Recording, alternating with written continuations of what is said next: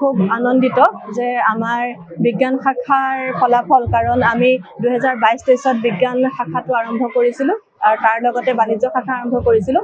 2019 চনৰ পৰা আমাৰ কলা শাখাৰ ফলাফল আমি ছাত্ৰ ছাত্ৰীসকলৰ পৰা পাই আছোঁ। 2022 চনত আমাৰ কলা শাখাৰ পৰা আমাৰ মহাবিদ্যালয়ৰ পৰা শ্ৰেয়া চৰকাৰে অসমৰ ভিতৰত তৃতীয় স্থান লাভ কৰিবলৈ সক্ষম হৈছিলে। আৰু আজি আমাৰ বিজ্ঞান শাখাৰ যি ফলাফল, আমাৰ নীৰজ প্ৰিয়ম গগৈয়ে তেওঁ 93.8%ৰে তেওঁ সৰ্বোচ্চ নম্বৰ লাভ কৰিছে। তেওঁ ফিজিক্সত 98 পাইছে, বায়'লজিত 97 পাইছে আৰু তেওঁ অল্টাৰনেটিভ ইংলিছত 98 পাইছে আৰু ইংলিছত তেওঁ 93 পাইছে। আমি নথৈ আনন্দিত হৈছোঁ। কবৰী কৃষ্ণা বৰা তেওঁ বায়'লজিত 97 পাইছে, ফিজিক্সত তেওঁ 97 পাইছে। গতিকে আমি অতি আনন্দিত। পাৰুল কলিতা, নীৰজ প্ৰিয়ম গগৈ, কবৰী কৃষ্ণা বৰা এওঁলোকে ডিষ্টিংশ্যন পাইছে।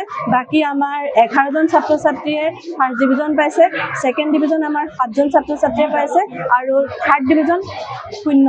আমাৰ থাৰ্ড ডিভিজন প্ৰতিটো বিভাগতে, আৰ্টছ, ছায়েন্স, কমাৰ্চ কোনো বিভাগতে আমাৰ থাৰ্ড ডিভিজন পোৱা নাই। ছেকেণ্ড ডিভিজনতে সীমাবদ্ধ হৈ গৈছে। আৰু তেনেধৰণে আমাৰ আৰ্টছৰ ৰিজাল্টটো খুবেই ভাল। আমাৰ এইবাৰ আৰ্টছত 11জন ছাত্ৰ ছাত্ৰীয়ে পৰীক্ষাত অৱতীৰ্ণ হৈছিলে। তাৰে ভিতৰত আমাৰ 90% পাইছে কৃষ্টি শইকীয়াই। তেওঁ সৰ্বোচ্চ নম্বৰ জিঅ'গ্ৰাফীত পাইছে 98 আৰু স্বদেশ অধ্যয়নত তেওঁ 95 নম্বৰ লাভ কৰিছে। গতিকে আমি নথৈ আনন্দিত হৈছোঁ। তেনেধৰণে বাণিজ্য শাখাৰ ছাত্ৰ ছাত্ৰীৰ ফলাফলেও আমাক আনন্দ দিছে। গতিকে এনেধৰণৰ যাত্ৰা অব্যাহত থাকক আৰু আমি ছাত্ৰ ছাত্ৰীসকলক যেনেধৰণেৰে শিকাইছোঁ বা যেনেধৰণেৰে শিক্ষা দিব বিচাৰিছোঁ, ছাত্ৰ ছাত্ৰীসকলেও তেনেদৰে লৈছে আৰু সেই ফল আজি আমি পাইছোঁ। নিশ্চয় থাকিলে। গতিকে আমি আনন্দিত সকলো।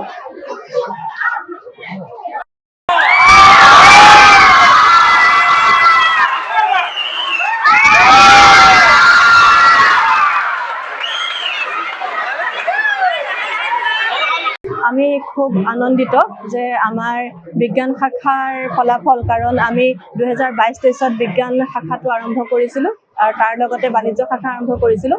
2019 চনৰ পৰা আমাৰ কলা শাখাৰ ফলাফল আমি ছাত্ৰ ছাত্ৰীসকলৰ পৰা পাই আছোঁ। 2022 চনত আমাৰ কলা শাখাৰ পৰা আমাৰ মহাবিদ্যালয়ৰ পৰা শ্ৰেয়া চৰকাৰে অসমৰ ভিতৰত তৃতীয় স্থান লাভ কৰিবলৈ সক্ষম হৈছিলে। আৰু আজি আমাৰ বিজ্ঞান শাখাৰ যি ফলাফল, আমাৰ নীৰজ প্ৰিয়ম গগৈয়ে তেওঁ 93.8%ৰে তেওঁ সৰ্বোচ্চ নম্বৰ লাভ কৰিছে। তেওঁ ফিজিক্সত 98 পাইছে, বায়'লজিত 97 পাইছে আৰু তেওঁ অল্টাৰনেটিভ ইংলিছত 98 পাইছে আৰু ইংলিছত তেওঁ 93 পাইছে। আমি নথৈ আনন্দিত হৈছোঁ। কবৰী কৃষ্ণা বৰা তেওঁ বায়'লজিত 97 পাইছে, ফিজিক্সত তেওঁ 97 পাইছে। গতিকে আমি অতি আনন্দিত। পাৰুল কলিতা, নীৰজ প্ৰিয়ম গগৈ, কবৰী কৃষ্ণা বৰা এওঁলোকে ডিষ্টিংশ্যন পাইছে। বাকী আমাৰ 11জন ছাত্ৰ ছাত্ৰীয়ে ফাৰ্ষ্ট ডিভিজন পাইছে, ছেকেণ্ড ডিভিজন আমাৰ 7জন ছাত্ৰ ছাত্ৰীয়ে পাইছে আৰু থাৰ্ড ডিভিজন 0। আমাৰ থাৰ্ড ডিভিজন প্ৰতিটো বিভাগতে, আৰ্টছ, ছায়েন্স, কমাৰ্চ কোনো বিভাগতে আমাৰ থাৰ্ড ডিভিজন পোৱা নাই।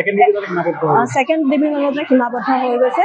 আৰু তেনেধৰণে আমাৰ আৰ্টছৰ ৰিজাল্টটো খুবেই ভাল। আমাৰ এইবাৰ আৰ্টছত 11জন ছাত্ৰ ছাত্ৰীয়ে পৰীক্ষাত অৱতীৰ্ণ হৈছিলে। তাৰে ভিতৰত আমাৰ 90% পাইছে কৃষ্টি শইকীয়াই। তেওঁ সৰ্বোচ্চ নম্বৰ জিঅ'গ্ৰাফীত পাইছে 98 আৰু স্বদেশ অধ্যয়নত তেওঁ 95 নম্বৰ লাভ কৰিছে।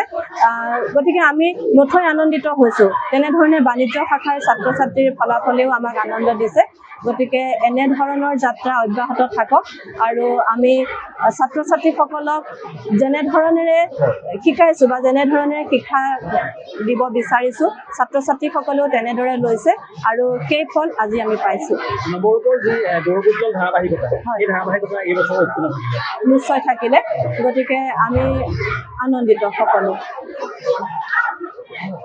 যিকোনো খবৰৰ বাবে যোগাযোগ কৰক 7099017330 লগতে 7099017110 নম্বৰত।